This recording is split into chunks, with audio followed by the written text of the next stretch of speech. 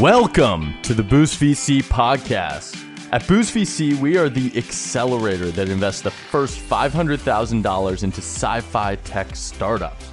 And this show is all about talking to investors and founders to dig into the latest topics around sci-fi tech and building great companies. I'm your host, Adam Draper, founder and managing director of Boost VC. Are you ready to rock?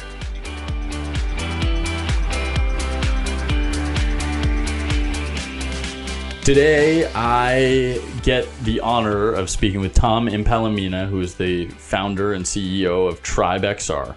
How many of you out there have ever wanted to be a DJ? Because I'm pretty sure all of you, or a large percentage of you. And in order to learn how to be a DJ, as of now, you have to buy all this equipment. It's very intimidating. But with TribeXR, all you need is a virtual reality headset. I'm talking to Tom really today about how education in general, not only through the lens of being a DJ, is changing, and how virtual reality is at the forefront of changing that. I think the future of education is a hot topic right now. I think we're at the beginning of what is going to become the incredibly fast-paced education generation, and led by the internet, and now led by experience through virtual reality. Tom has founded on minimum 3 different companies prior to this. He is an incredibly talented CEO, and I am fortunate enough to call him a friend. I can't wait for you to get to know him through this episode. So please listen, enjoy, and have fun with us today. All right. We're here with Tom Impallomeni. He is the CEO and founder of Tribe, which they are making education persistent in the world through means of XR, right? Yes. Immersive things. Tell me how you're thinking about it. So we harness VR to teach skills, and we focus on creatives. So we've started with music as a specific area, and really we take aspiring musicians and turn them into performers and professionals. And we've started with DJing as our first use case. So we train DJs for the world. What was your background before this? Like what have you done previous to Tribe?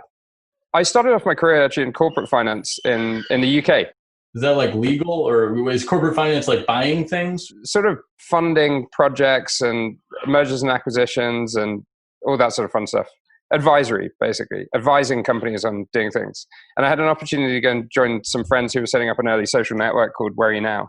So I became their first ever sort of team member and employee. And so we built that up. That was before sort of Facebook was really around, in the early days of MySpace and Friendster and all of those sort of startups. So we were building a social network then. So built that up, then co-founded a company called SuperAwesome, which is in the kids and family space, which is now, I think, a Series C company. Again, long story there, but the short story is we make the internet safer for kids, which is obviously now more than ever important for the world with all kids at home learning. And then, moved to the US in 2015 and I've been working in VR ever since, set Tribe up in 2017. And the idea, we really came together because we thought that the superpower of VR was getting people together, and that there was an opportunity to use it not just for like shooting and killing people, but in video games, but actually to teach skills and, make the world more creative. So that was really our story. Virtual reality, I have found, is difficult to explain in words. When I'm like, you have to like try it. How would you, in words, compare real world sort of DJing, because that's your first application of this sort of educational medium, DJing to DJing in the real world? Like, how would you compare those two learning processes? Basically, the process is the same in some ways. So we've simulated professional equipment. Our sort of thesis when we started Tribe was that certain types of skills could be better taught in VR because you could simulate equipment, or you could create virtual studios, allow people to learn synchronously or asynchronously. And really the process of learning is very similar to the real thing. All the buttons on the controller are the same. You can upload your own music. You can have a lesson with a real teacher. It's better than the real thing because, you can use all the superpowers of VR. You can connect people who are in different locations together without latency, audio latency, and so on. you can use visual cues to like show people what to do rather than just telling them. And one of the things that we did when we first started the company, we started with this thesis that we could teach people how to DJ just in VR without the need for expensive equipment. So the first thing we did was we signed up to a DJ school in San Francisco, and we went 2 hours every week for 12 weeks on a Wednesday night, and like learn in a formal setting how to become DJs. And there was loads of like sitting around in a room watching like PowerPoint slides of like music theory. And then, but we basically at the end of the 12 weeks, we weren't very good at all. And so, but it was a really good reference point because it showed like the limitations. It showed what how people are learning too, right? Like this is totally how people are trying to learn how to DJ. Yeah, but it's one of those skills where really there's no substitute for practice, but the equipment's really expensive. So the school itself only had a couple of setups. So we were like rotating, we were watching each other doing it. And immediately we realized that actually if we give everyone the simulated equipment, you're going to get like significantly more time just learning, just practicing. And then you can layer on all the different lessons. You don't have to sit and watch loads of slideshows about like music theory. And so just fundamentally it was better. Have you done like a one-to-one comparison where someone goes like more of a qualitative, not quantitative, where it's like two random people know nothing about DJing. They go through the old school one and then they go through yours. And have you done like a comparison between how good they are? Well, so we do that quite a lot. Like we find that a lot of people who start training in Tribe like have this kind of kung fu moment when they come to the real equipment because they've basically trained on similar equipment virtually and they know exactly what to do. Hey, the first time I did it, you guys were so excited about it was like a year and a half ago. And you guys were so excited because you had finished the bass swap thing. Yes. Where you could teach someone to bass swap. And 30 seconds I was in, I mean, maybe 2 minutes, 2.5 minutes I was in it. And I learned to bass swap. Like Ozon taught me to bass swap, which I was. It's a key skill. And I still think I could, being put in that context, I could figure it out. Like I haven't. Totally. Like you put me in front of DJ equipment, I think I could do it. And like that's crazy because for basically no cost, I mean $30 or something on the Quest, like you get that experience. Do the thing that's really it's like a flight simulator. That's the way that we think about it. It's like if you want to learn to fly a plane, like you can get in a flight simulator and you got essentially a virtual cockpit. You can fly a plane virtually. This is like the simplified version of that. I don't want you to take over for the pilot and start DJing on in my plane when I'm flying. You do that on your. I see what you're saying. So one day you were like, hey, education, I feel like being together is going to be the best way to teach people. Why did you go for DJing? Like, why is that the thing? So we saw that there was a lot of like VR being used to train people to just be better at their jobs, which is like great if you want to become like a B2B training company and that you can make a ton of money in it. And it's really, really important. But we had a thesis that there was like this massive opportunity of being a sort of VRmasterclass.com where you could like learn all these skills that would improve your lives and all the sort of skills that people want to learn because of passions. And not only that, we realized that the name Tribe came from the fact that we believed that as you were learning these skills, like the important thing was to build a community around you so that you had like fellow students and teachers and you could tap into the community and they would give you feedback. And so we had this like vision of building this like tribal communities of people sort of learning skills together where the tribes were grouped around passions. So that was really like the big picture of what we're trying to do. DJing made sense because the equipment was so expensive. Was that the? Yes. But it was also like, there's a surprising number of DJs. There's like something like 100 million plus DJs in the world. And when we first started with this idea, we were all passionate musicians, but we never actually learned to DJ ourselves. And the first thing we did was we went and we interviewed loads of people and we went and tried to do as much research as we could. And we figured out pretty quickly that there's just like, it's a really, really, popular aspirational skill. Like loads of people want to learn to do it or they've spent some time learning it. But also it's one of those skills where, you've got 2% creators and 98% consumers. You've got like loads of DJs, but actually their audience is like a factor of 100 bigger than the number of DJs because really, they're creating parties or DJing at festivals and so on. So we just had this thesis that this was like a perfect fit because it had the expensive equipment, it was inaccessible, it's not part of like a national curriculum, it's tribal, like it ticks a lot of boxes, and it was something that you could do really, really well in VR without too much abstraction. You know what I just thought of? I just thought of the fact that, starting an education company is really hard. And then starting a virtual reality company is unheard of also. And you decided to stack the odds for yourself and start a VR education company, which I love, because that is sort of it's an antithesis to the entire like what should work market concept. But together it completely makes sense. It's the perfect use case for virtual reality. We learn more through experience. We experience more through VR. Like it's the whole thing. I just thought of that though. I was like, oh, that's interesting. It's like opposite what you should be doing. Like, and it is an example of conventional wisdom where it's sort of like the modern day conventional wisdom in venture capital is like, you need a specialty in education if you're going to do anything. Yep. You need that network. Or just don't start something in virtual reality. Like those are the conventional. That's conventionalism. And we did it. We started the company in 2017, where literally no one was investing in VR as well. So yeah, there's multiple different reasons. Better because you did it because you believed. Like that's the overcoming that belief is. Weirdly, like every single company that I've been involved in has been like early to market. So like I was building like social networks in 2006. When there weren't really smartphones at that point in time, and then building a kid tech company in 2009 to 15, when like kids, like we were just repeatedly told, like the kids market online is just not important, it's not very big, but actually I think there's some wisdom in like being early to market, because if it's a market that's like inevitably going to grow, and I think VR is the same. I think it's just like absolutely a given that it's going to be part of the world.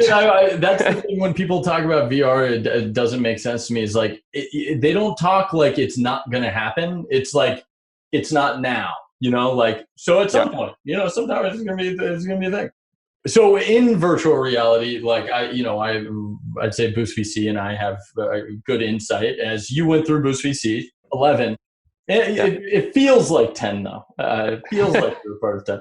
But 11. The first member of a tribe to be also called Tribe, which was super confusing for everyone involved. Well, we had to do it. I couldn't let someone just steal the tribe word without being a part of ours.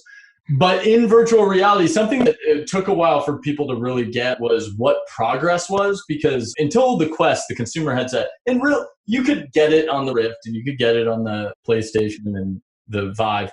But like, I feel like we're starting to get to that point where you really know numbers, right? Like there was this transition. It was like before numbers, after numbers. Like you actually get downloads now. You didn't have any downloads, but you were trying to make the business work on like hope in virtual reality. What has that transition been? Like what's exciting to you right now in that progress space of virtual reality? So I've been working in VR since 2015, and so like it's really, really easy to forget how quickly the market's moved. So like when we first started working at like literally like taking VR to a conference to show, because there was no actual consumer headsets. So we used to have to like check in 100 pounds of equipment to each plane, and then we had to go through like security checks where they would ask us what all this equipment was. And then we'd have to spend like the night before like setting everything up and checking everything. And so it was completely like, from 2015 to 2017, basically a complete early adopter market. It was massively impossible to explain to people who weren't sort of tech savvy or had experience. We've only had the Oculus Quest for like a year and a half. And for me, that's the first viable like consumer VR headset. So the entire market's changed with that. What we saw as a company was we started like on Oculus Rift. That was the first headset we shipped on.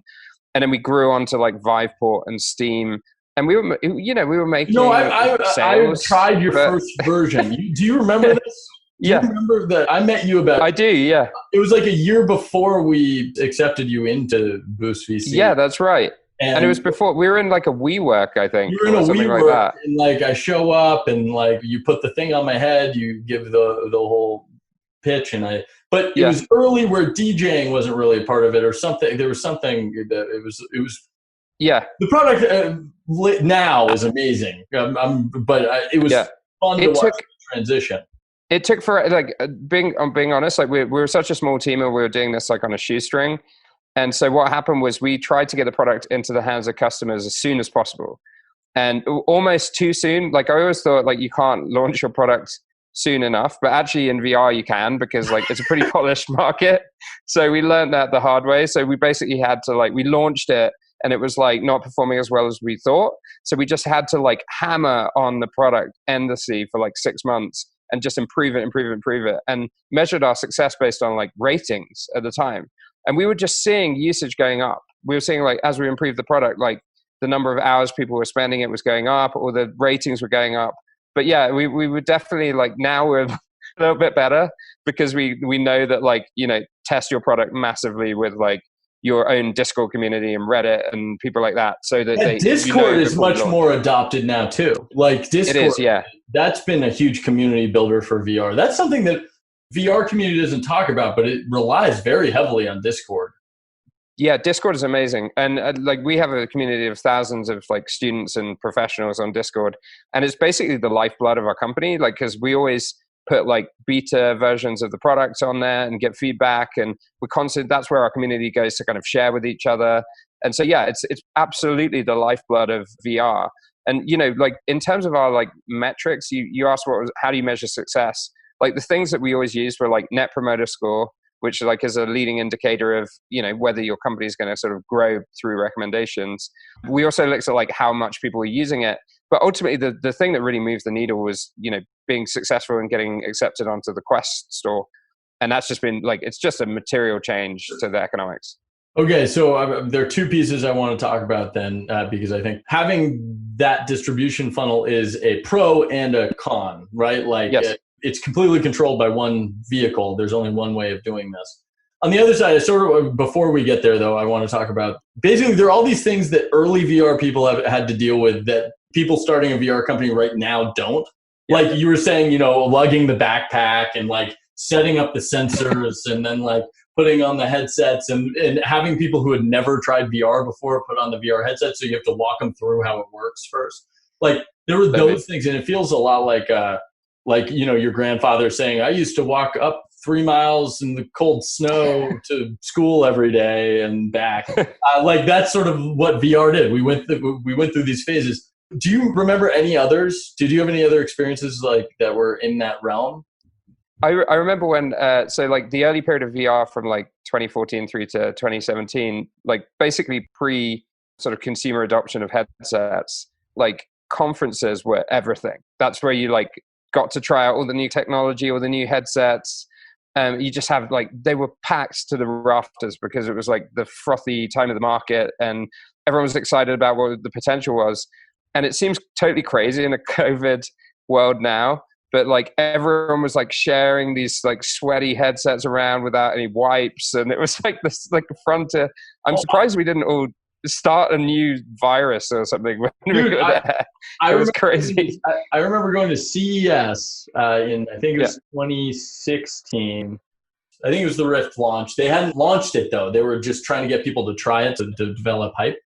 So there was Oculus had this like booth that was completely like you couldn't see in it, but they had a line that was around the block of individuals who were just going to wait for their 5-minute demo of something very basic now, like sitting in a forest or something. I don't even know what it was.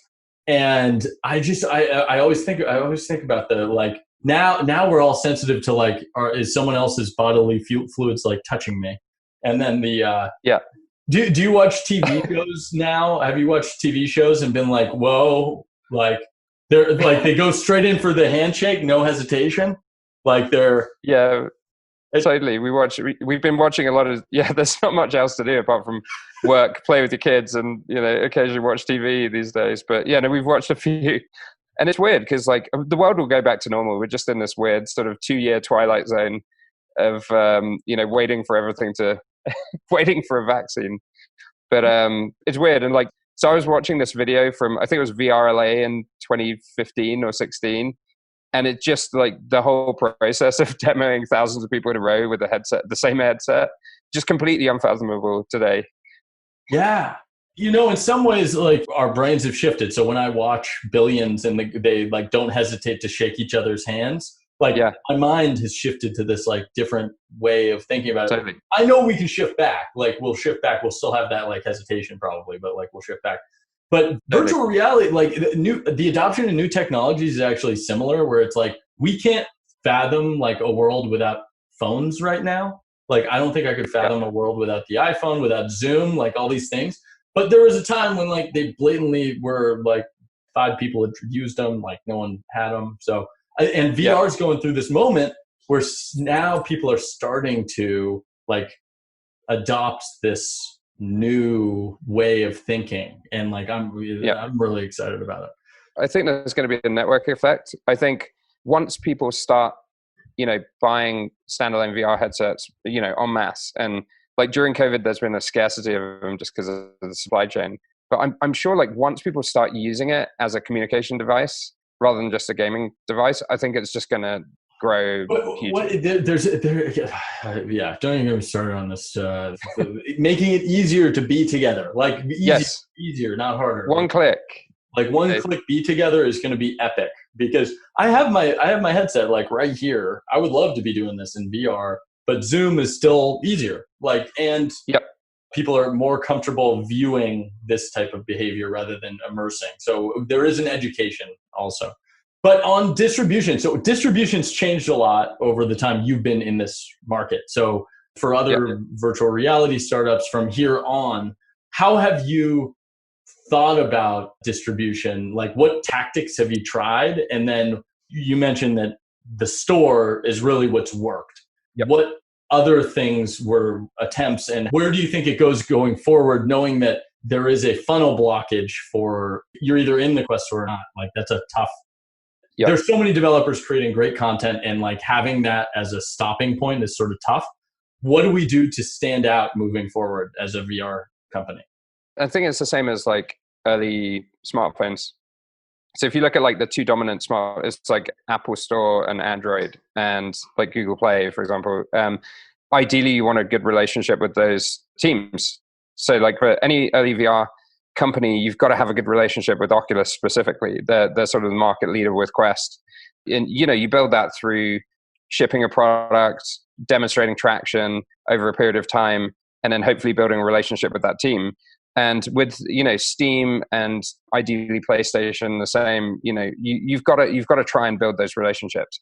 I think VR is not mature enough yet that you can like reliably acquire customers using like specific channels targeting VR users. It's like there isn't yet, I don't think, a linkage between running ads on Facebook and being able to target Oculus owners, even though they own Oculus. So like it's very hard. Like the biggest problem for VR companies who don't have store relationships and can like get featured and so on, it's very, very hard to reliably acquire customers.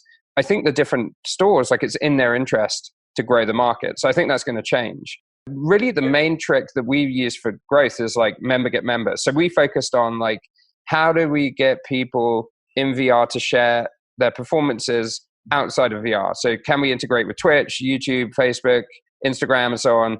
Because we figured that like if they're streaming, then a percentage of the people that watch will be either VR enabled or will want to buy VR, and you build that way. So we focus very much on like in some ways member get member. You have to help sell headsets. A piece of what you are doing is also marketing for the headset in total. Yes, totally. And it would be awesome to be able to like bundle the product with a headset and turn it into a one payment per month or whatever it is. But like the reality is, those type of models are still, the market's still a little bit immature. So yeah, I think like the main thing for us is how do we get the creator who's in Tribe to reach as many people as possible? And then if they can reach as many people as possible, and that, to be quite frank, that's like mainly outside of VR at the moment. So if you can use VR as a creative medium and hook it into every social network, then you have a chance to have like this natural growth and you make it easy for the performer and easy for the audience. So how important do you think Facebook is to the market right now? I think it's critical, and I think net positive for the market because, Facebook, through its acquisition of Oculus, catalyzed the market in the first place in 2012. And then they've stuck with it. Like, we're 8 years past that acquisition now, and they're still piling money in. I think they have thousands of people working on headsets now within Facebook. I think internally it's starting to pay off too. Like, it's not, it was like a massive R&D experiment for a long time where it was sort of like they got to look crazy. But now, like, totally. the numbers are starting to back it up, I think, personally. It's a $400 piece of equipment, and they probably sold 2 million. So, you do basic math, that's like $800 million worth of revenue for a pretty big company, like over the last couple of years. And so it's growing, like it's accelerating. And they also have the App Store, which is making, they said, I think 100 million last Christmas, or they sold 100 million. And this year, I think way more. Like, I think people realized they had a headset this year. They were like, oh yeah, that thing. I'll turn it on. I'm locked in my house. So I got my friends to use it I got all my friends to buy, and then there was nothing we could use together. And so we ended up investing in a company so that I could use it with my friends. No, it was, we used Adventure Lab, which is doing like escape the room type puzzles with friends in VR. And it's awesome. Yeah. So Facebook, critical. Yes. They need more competition, but yes, absolutely critical. Okay. And on a scale from 1 to awesome, how cool is VR for someone who's listening and has not used virtual reality? It's super awesome. Yeah, I think it's super. I think that's the name of your second company, right? It is. Yeah, that's right. It's both a plug and a and a rating. But yeah, so I think it's fantastic. Like, 2 things. You put new people in VR and they love it. That's always been the case. Like, always. That's why there was so much hype in the early days. But now we're starting to see like actual usage and growth and really awesome products. And like, the potential is just, I still think we've only really had a consumer product, a consumer ready headset for a year and a half. So it's remarkable that we even have all this content. Like, the potential is completely Well, I also think about the early like iPhone, you said the iPhone, Android, like for distribution. I think of the early like iPhone games, like Doodle Jump. Like, people still, like they were really, really simple, basic like things where it was showing how it could work. And so like in some ways, Beat Saber, I shouldn't compare Beat Saber to Doodle Jump, but it is showing this Angry Birdsy type behavior that this new technology allows for in a very quick way. And like that, we're educating the market right now. Like, we're going from super early adopter to whatever that next phase is of semi-early adopter.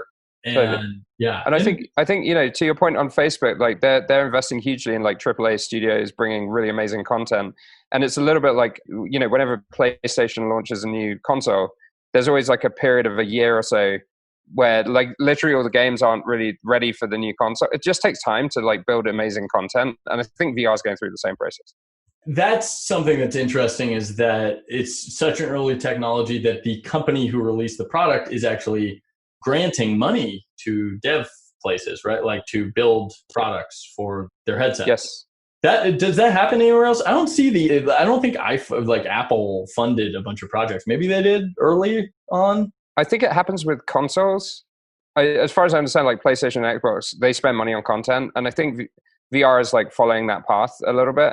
But they need to do it because they're investing all this awesome amount of money into like incredible hardware, and you need the experiences to go with it. Otherwise, you're going to have these incredible like museum pieces that sit on a shelf. So I think seeding the market makes sense. Yeah. So like a lot of new technologies, and by the way, like virtual reality is a really interesting one because it's had a bunch of false starts over the last like many years. This is different to me than other times. Like, I think that it's really happening. Like, VR is about to be mass adopted. We have the internet now. We have like, it's a cheap $400 device for consumers. Like, there are a lot of things that are moving the snowball down the path. Yeah. But sometimes people focus on technology and they focus on the technology too hard. Do you think VR solves problems? Like, do you think it actually solves people's problems? Is that like, because startups are supposed to be solving problems? It definitely entertained. Yeah. What problems is it solving?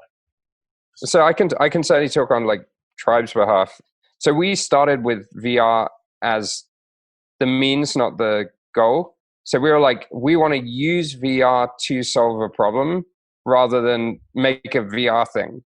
And so like our thesis at the beginning was like, how do we make something that's like substantially better than what exists currently? And we focused on like watching videos, like basically training yourself online using videos, which is like super limited, particularly for like practical skills. And VR was like substantially better than that. But I think VR solves multiple things. So it's fantastic for simulation and learning by doing. It's really awesome for like full body immersive games. Like Beat Saber is awesome for that. Like it's fantastic for like shoot 'em ups. For you play Space Pirate Trainer. Like that's stuff that you can't do on any other device. Space Pirate Trainer is a way of life. It is not. It is.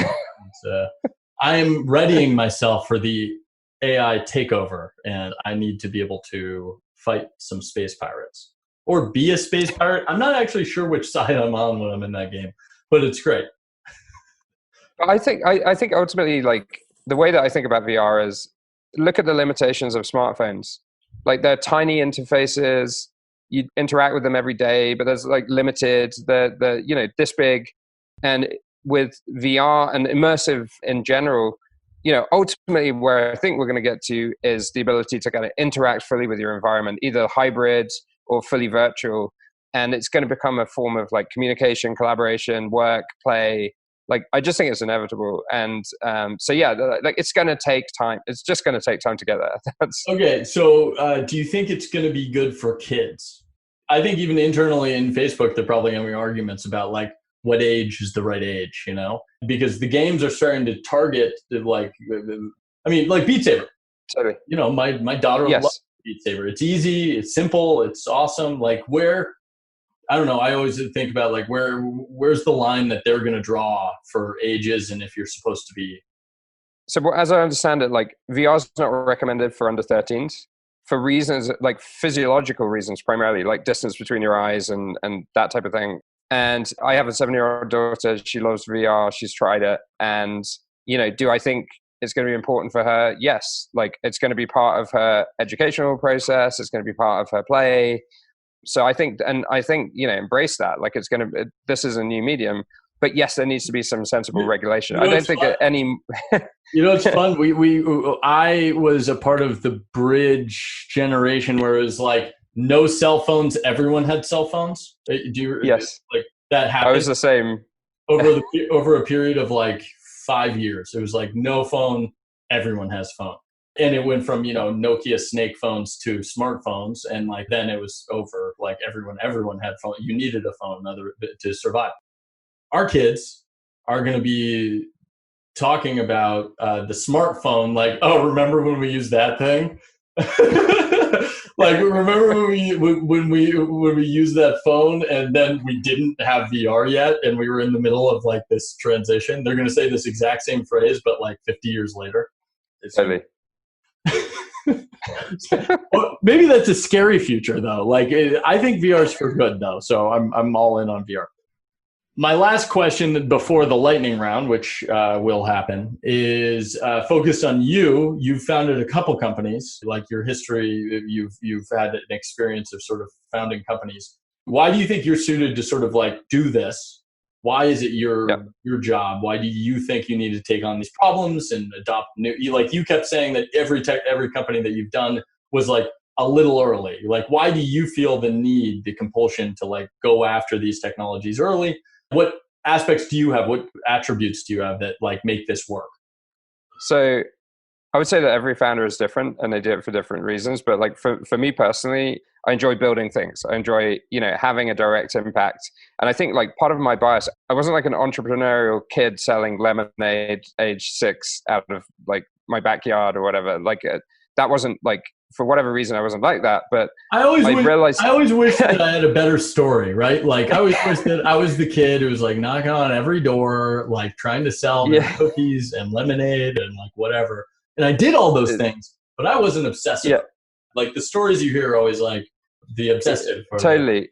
I would say I didn't necessarily think that I had like this entrepreneurial gene or whatever like people claim, but like I started my career in this massive company and I had a realization of like, do I want to work for this massive company being like a small cog in a big wheel, or do you want to build something where you actually have impact and you can do something you're passionate about? And so I would say definitely like each problem that I've tried to solve with the companies that I've built has been in an area of like personal passion. So like where now was around travel and meeting people. And that was like just an area of interest at that point in my life. And then, SuperAwesome was, making the internet safer for like kids and families, but it was like essentially building this whole infrastructure to kind of improve some of the fundamental like pillars of society. And that was just like, as I was sort of getting married and starting to have kids. And then I worked on a sports tech business, and like I'd always played sports as a kid. And in music, like at the moment we're building a music company, a creative skills company, but with a focus on music. And, I grew up like playing instruments and singing and doing all this stuff.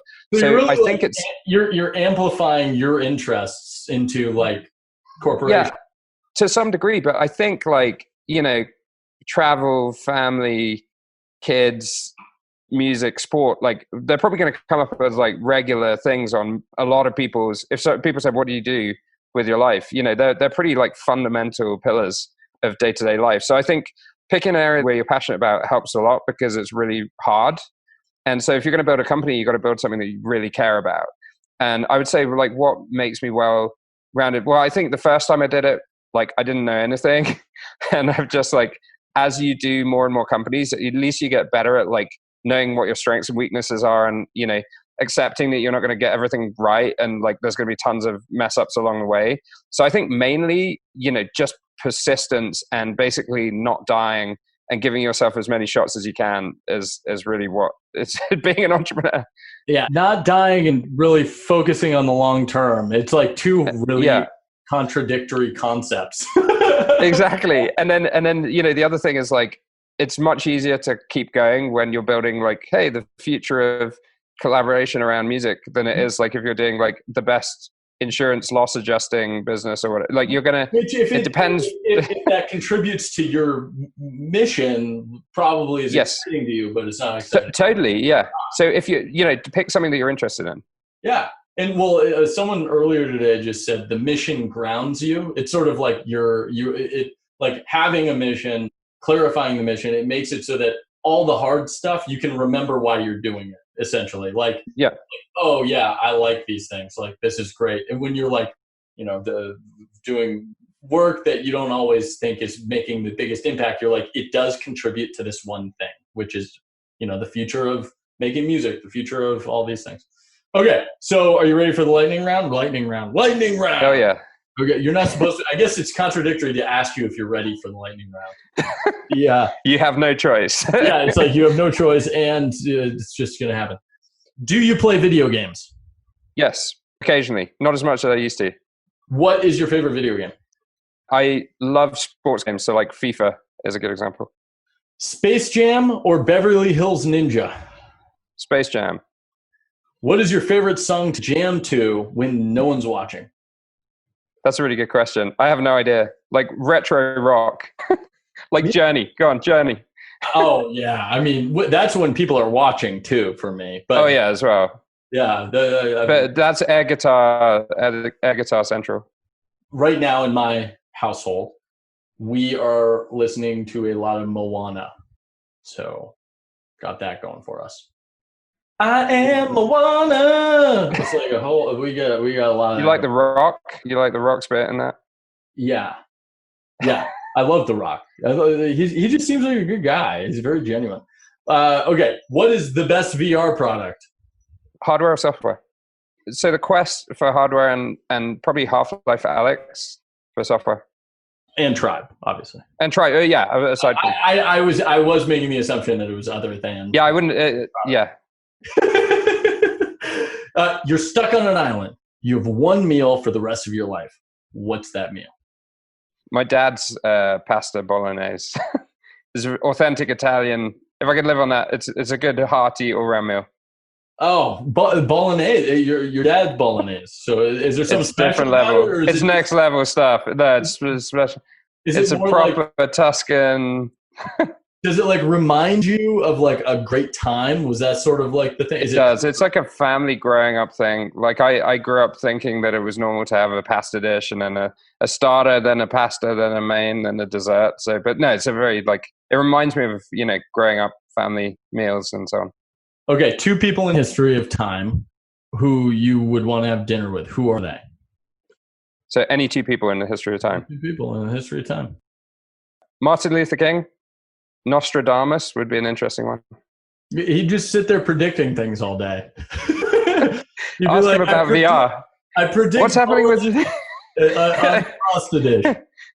What's happening with VR? Yeah, he's like, I predict it'll work in the year 2020, but pandemic. So, what is something random that makes you happy? Weirdly, I discovered when we recently were in LA 4 days a week. And I was away from my family then, and I got randomly into hot yoga, and I never thought in a million years that would make me happy, but it's great. If you're an entrepreneur, try it because it shows it, but not at the moment because it's COVID central. Yeah, well, it'd be hot with other sweaty people. You can do it by yourself though, probably if you just you could. Yeah, you need a whole hot room. My office right now is super hot. I could probably just start taking off clothes and doing some yoga in here. Okay. What is your definition of success? Happiness. I think that's... It's an output. Thank you for being on the Boost VC podcast, Tom. And this was a really great conversation. I think tons of insight into virtual reality as it is right now. I feel like people who listen will have a good like snapshot of like what's going on. Is there anything else you want to say? Any plugs that you might want to give right now? So thanks for listening. Check out Tribe. We're at www.tribexr.com. And yeah, make sure to check out our Discord community as well, and you get a flavor of our DJs in training, and hopefully come and start DJing yourselves. This was fantastic. Go buy a VR headset if you haven't bought a VR headset, obviously.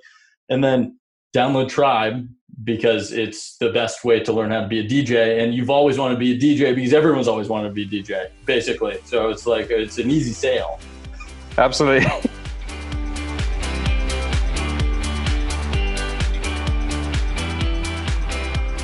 Thank you so much for tuning in during your busy day to learn about Sci-Fi technologies. For more info on what we do, check out our website at www.boost.vc or give us a follow on Twitter and Facebook at BoostVC. A big thank you to Maddie Callender, Coy Lee, and Ben Lavelle for their support in creating and producing this podcast. A musical thank you to Mellowdrive and their AI composer for our amazing intro and outro songs. If you need music for your digital content, check them out at mellowdrive.com. Lastly, thanks to Tim Hollowell with the podcast group in Washington, who did an incredible job mixing this audio. Boost VC is all about helping amazing sci-fi tech succeed. If you have an idea you think we should hear, get in touch with us at boost.vc/contact. And make sure to sign up to get notified when applications open for the next Accelerator Tribe. Also, we love to hear from our listeners. So rate us and drop us a comment on whatever streaming service you use. We would love to hear feedback. That's it for this week, and unfortunately, we don't have enough time for Mark Zuckerberg. But be sure to tune in next week when he's available. This is Adam Draper signing off. Pew, pew, pew.